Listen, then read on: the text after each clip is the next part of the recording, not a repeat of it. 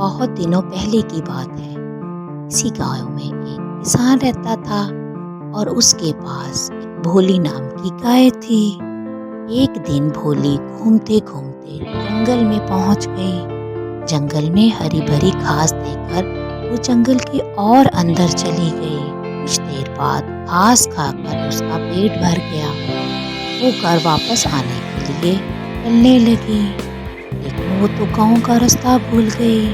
بھولی بہت پریشان ہو گئی۔ پھر وہ دل ہی دل میں بولی، میں تو راستہ بھول گئی ہوں، میں اب گھر واپس کیسے جاؤں؟ مجھے تو پیاس بھی بہت لگی ہے اور ادھر کوئی انسان بھی نظر نہیں آ رہا۔ اور پھر وہ چلتی چلتی ایک تالاب کے پاس پہنچ گئی، جہاں سے اس نے پانی پیا اور پھر دوبارہ ہری بھری گھاس کھانے لگی۔ ہری بھری گھاس کھا کر بہت خوش ہو گئی اور اوپر منہ کر کے بولنے لگی۔ اسی وقت ایک شیر تالاب میں پانی پینے جا رہا تھا۔ اب شیر بھینس کی بھیانک آواز سن کر رک گیا اور دل ہی دل میں سوچنے لگا، ارے یہ کس کی آواز ہے؟ لگتا ہے جنگل میں کوئی خطرناک جانور آ گیا ہے، مجھے اپنی جان بچانی ہوگی اور اسی میں ہی سمجھداری ہے کہ میں گھر واپس چلا جاؤں، پانی بعد میں پی لوں گا۔ اس کے بعد شیر بنا پانی پیے اپنی غار کی طرف بھاگنے لگا۔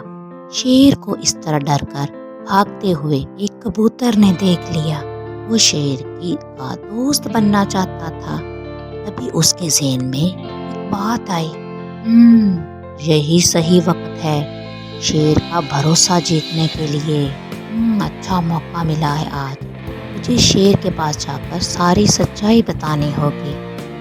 کبوتر شیر کے غار اڑ گیا نہیں اور سیدھا غار کے اندر چلا گیا اور شیر کے پاس جا کر کبوتر نے کہا، مہاراج، میں نے آپ کو ڈر کر غار کی طرف آتے ہوئے دیکھا تھا۔ آپ جس آواز سے ڈر رہے تھے وہ کسی بھیانک جانور کی نہیں بلکہ ایک گائے کی آواز ہے۔ آپ کو ذرا بھی گھبرانے کی ضرورت نہیں ہے۔ اگر آپ چاہیں تو میں اسے آپ کے پاس لے کے آ سکتا ہوں۔ تھوڑی دیر سوچنے کے بعد شیر بولا، ایسا کیا؟ تو پھر اس گائے کو میرے پاس لاؤ، میں ابھی اسے دیکھنا چاہتا ہوں۔ شیر کی بات سن کر کبوتر خوش ہو کر گائے کے پاس گیا اور اسے سمجھا کر شیر کے سامنے لے آیا اور شیر سے اسے ملایا۔ کچھ ہی دیر میں گائے اور شیر بہت اچھے دوست بن گئے۔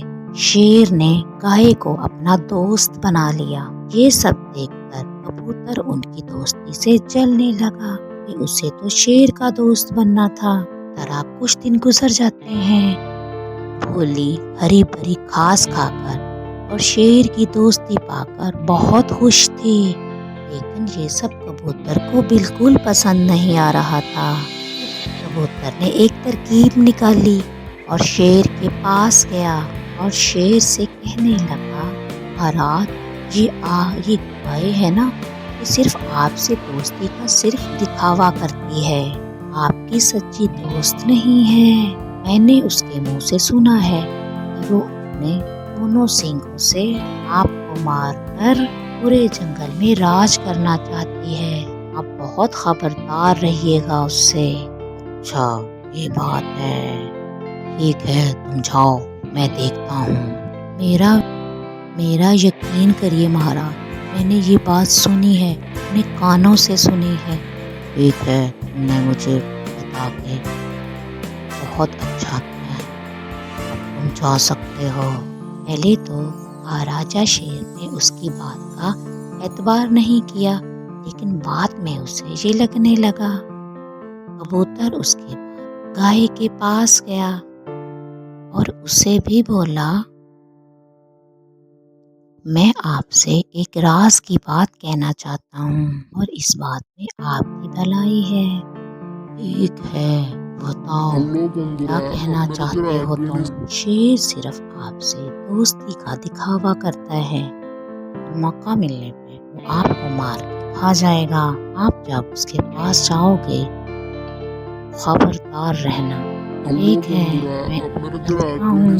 بھولی کو یہ جان کر بہت غصہ آیا اور وہ شیر سے ملنے کے لیے ادھر کبوتر بھینس سے پہلے شیر کے پاس پہنچ گیا اور شیر سے کہنے لگا، مہاراج آپ خبردار ہو جائیے، ہوشیار ہو جائیے، کیونکہ وہ گائے آپ کو مارنے کے لیے آ رہی ہے۔ باہر جا کر شیر نے گائے کو غصے آتا دیکھ کر کبوتر کی بات کو سچ سمجھا۔ بھولی شیر کے سامنے آ کر زور سے دھاڑنے لگی اور شیر نے غصے میں آ کر اس پہ حملہ کر دیا اور پھر دونوں آپس میں لڑنے لگے۔ آخر میں شیر نے بھولی کو مار دیا اور شیر نے کبوتر کو اپنا دوست بنا لیا۔ دوستوں، اس کہانی سے ہمیں یہ سبق ملتا ہے کہ کبھی بھی دوسروں کے کہنے پر اپنی دوستی پہ شک نہیں کرنا چاہیے۔